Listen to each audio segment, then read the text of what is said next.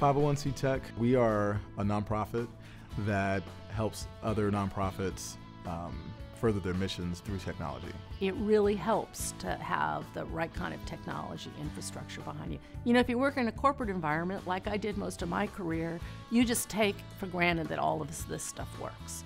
Nonprofits can't do that. They're focusing on delivering services. Technology is often an afterthought for them. And we show them how technology can be integrated into their work so that they can make the most of it. In the nonprofit sector, oftentimes you get highly energetic, progressive, very advocacy-oriented millennials, if you will, younger people. And not having good technology is a morale issue. Quickly becomes a morale issue. You have to have, as good a technology as you can afford. So technology became an issue, and just things shut down when the technology piece of the operation isn't functioning at its highest level. And 501cTECH, for me, was a no-brainer in that it's a nonprofit. In the first year, 3 complaints a week reduced to practically none. Well, I think LEDC is a great example of an organization that has just matured and gone to the next level and realized how important kind of having solid technology support is. I'd say the relationship is pretty awesome. It's very chévere. You know, it took a very special kind of company to understand our needs. With domestic violence and sexual assault, the issues are sometimes, well, they're crisis situations. We don't have time for technology glitches. But because we work with victims of domestic violence, we need people that understand the issues that come with working with victims, confidentiality, safety, access.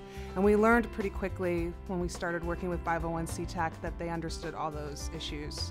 They were a great match for us. For example, we worked really closely with 501cTECH to install video phones on our computers so that we could talk to survivors of domestic violence or sexual assault who are deaf. What's so interesting with Dash is they've gone from non-functioning technology to highly functioning technology, to technology really being an asset to them. And I think, for example, the work that we did with the video phone that's an amazing use of technology. That's really powerful, and it really helps them. It's very clear that 501cTECH's mission is to see us grow.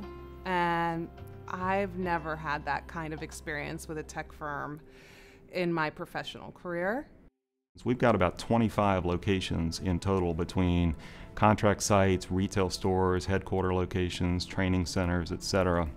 And so we have a lot of technology in place. So people often don't think about all the technology it takes behind the scenes to run a nonprofit the size of Goodwill. We're about a $32 million nonprofit organization with almost 700 employees. So there's a lot of technology that underlies that, and working with 501cTECH helps us to make sure that we use our dollars as effectively as possible.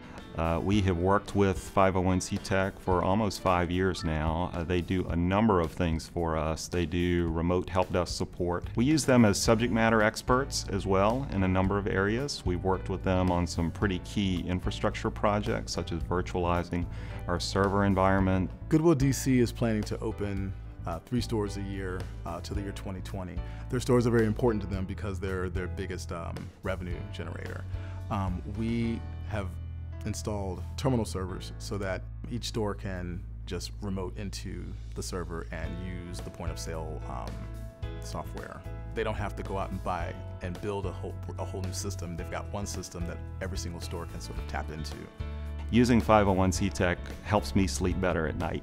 Well, I'm just proud that we have a great team doing great work, helping organizations that are here to make, the community a better place.